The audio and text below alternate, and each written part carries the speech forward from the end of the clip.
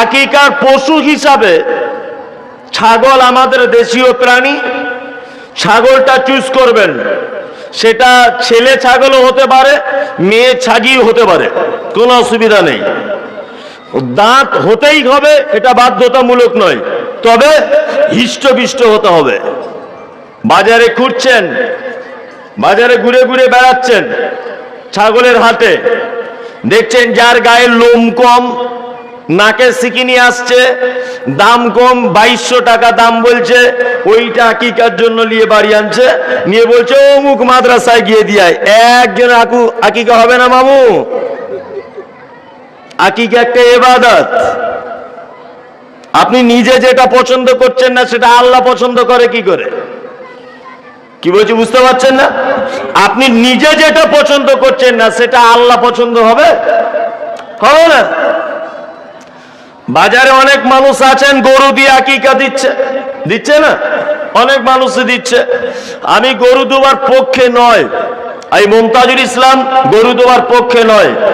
একজন থেকে একটা প্রমাণ পাওয়া যায়, সলেহ আল উসাইমির একটা ফতোয়া আছে এই যে একজন মানুষের থেকে যদি একটা গরু যদি দেওয়া হয় তাহলে দেওয়া যেতে পারে।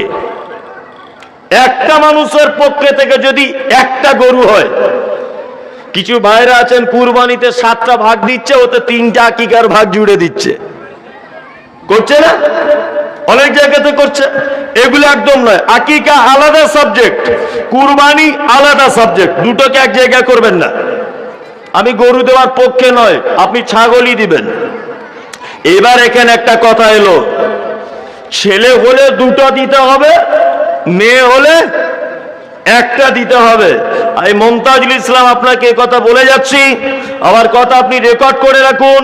আপনার এলাকায় উত্তর দিনাজপুরে যত বড় আলেম আছে আপনি জিজ্ঞাসা করে নেবেন যে আমাদের পাগলা মুমতাজুল ইসলাম এসে কথা বলে দিয়ে গেছে কি গরিব মানুষ, অবস্থা খারাপ, একটা ছাগল দিয়ে আপনার বেটার আকিকা দেন, চলবে।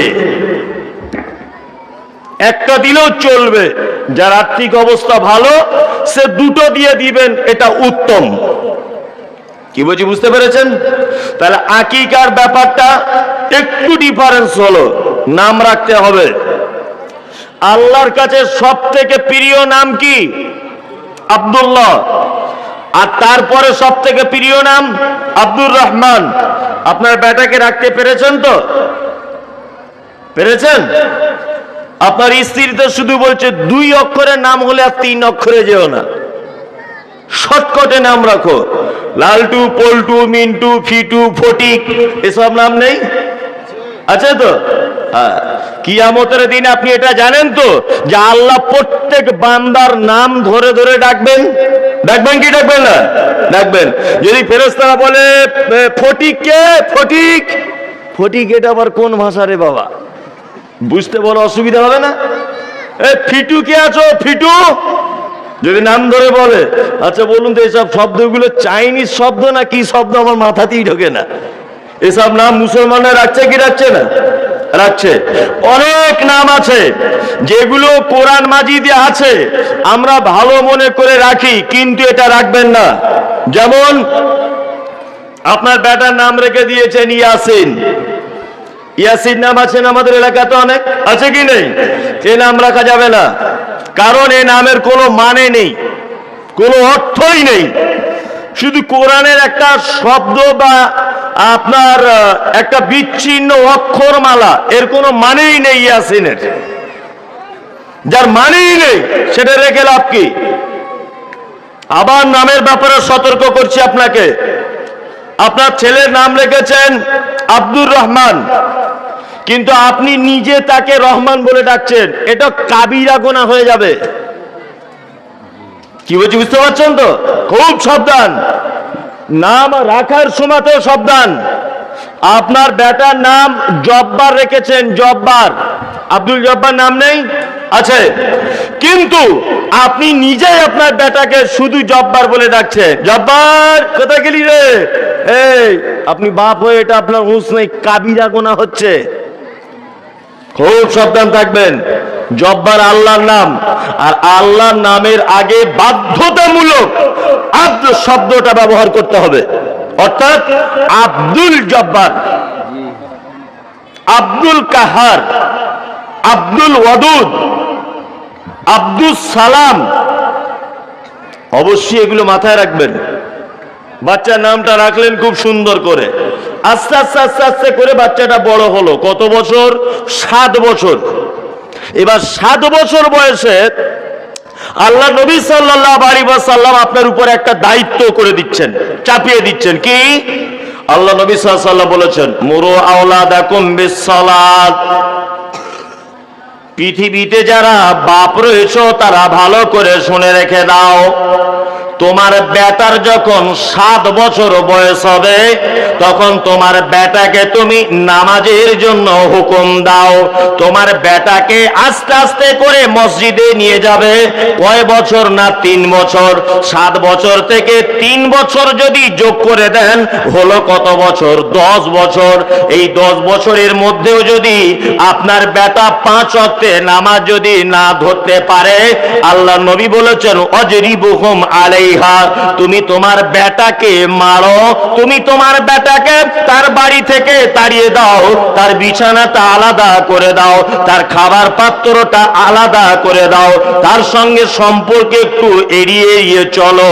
তাকে সাজা দেওয়ার জন্য, তাকে শাসন করার জন্য, তাকে উপযুক্ত জব্দ করার জন্য আপনাকে এই পদক্ষেপ গ্রহণ করতে হবে। এটা বলেছেন 1500 বছর আগে আমাদের নবী মুহাম্মদ সাল্লাল্লাহু আলাইহি ওয়াসাল্লাম। একটা লোক বলুন যে 7 বছর বয়স থেকে আমার বেটাকে মসজিদে নিয়ে যাচ্ছি, হাত তুলেন একজন? নাই। তার মানে এই পর্যন্ত যা বললাম একজনও নেই, তাই তো? আলহামদুলিল্লাহ, আলহামদুলিল্লাহ। একজন আছেন, 2 জন 3 জন আছেন, আলহামদুলিল্লাহ। অনেকজনই আছেন। তবে মাঝখানে আর একটা কথা বলে দিয়ে যাচ্ছি, শুনে রেখে দেন। অনেক মসজিদের ইমাম সাহেব আছেন, অনেক মসজিদের সেক্রেটারি, মুসল্লিরা কিছু এরকম আছে, বাচ্চা ছেলেকে মসজিদে নিয়ে গেলে যদি একটু ডিস্টার্ব করে, যদি একটু দৌড়দৌড়ি করে, তা চমকে দিয়ে বলে, এই তুমি তোমার পোতাকে হাত ধরে মসজিদে আনছো কেন? বাড়িতে রেখে আসতে পারো না? নামাজে ডিস্টার্ব করে? একদম নয়, ও ডিস্টার্ব করবে, ও ডিস্টার্ব করার জন্য মসজিদে যাবে, এটাই চূড়ান্ত। ও ডিস্টার্বই করবে। আল্লাহ নবীর হাদিস শোনেননি? আল্লাহ নবী যখন নামাজ পড়তেন হাসান হোসেন পিঠের উপরে চেপে যেত, আবার আল্লাহ রসুল তাদেরকে নামিয়ে আবার উঠে দাঁড়াতেন। তা আল্লাহ রসুল কি কখনো উঠে 2 চড় মেরে দিয়ে বলে, চাই বেয়াদব পিঠে উঠছিস কেন? বলেছে? বলেনি। দুটো কাজ সব সময় করবেন, দুটো কাজ সব সময় করবেন। মায়েরা ভালো করে শুনুন, যখন ভিখারি আসবে বাড়িতে, বাচ্চাদের হাত দিয়ে ভিক পাঠাবেন। আপনারা নিজে কেউ দিবেন না, আপনাদেরকেও বলছি। এই কারণ নিজে ভিক্ষা দিবেন না, আপনার বাচ্চাকে দিয়ে যদি আপনি ভিক্ষাটা দেওয়া শেখান, তাহলে আপনার কচি ব্রেনে, বাচ্চার শিশুর ব্রেনে এটা ঢুকবে যে আমার আব্বা এবং আমার মা দুজনা ভিখারি এলে কাউকে ফেরাতো না, আমাকে দিয়ে ভিক্ষাটা দেওয়াতো।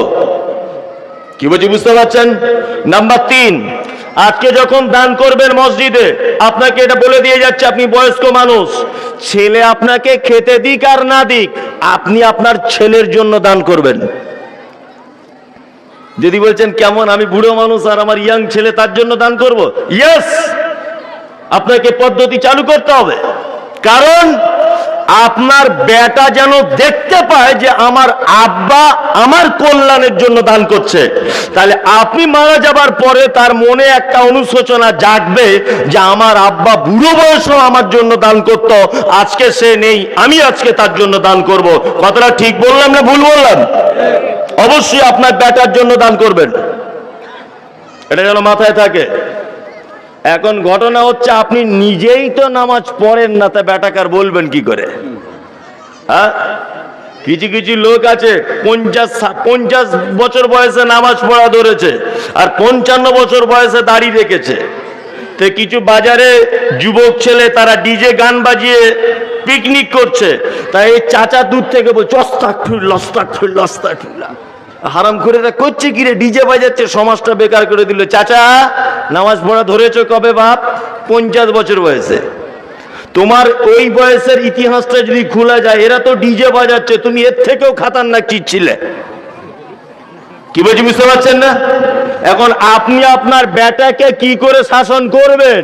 আপনার বেটা যদি ঘুরিয়ে আপনাকে বলে, আব্বু আমার এই 16 বছরের বয়সটা তোমার কোথায় কাটিয়েছিল, তখন আপনি এটাই বলবেন, উত্তম কুমার আর সুচিত্রারা সিনেমা দেখতে রায়গঞ্জে ব্যস্ত ছিলাম। এটাই আপনার উত্তর হবে।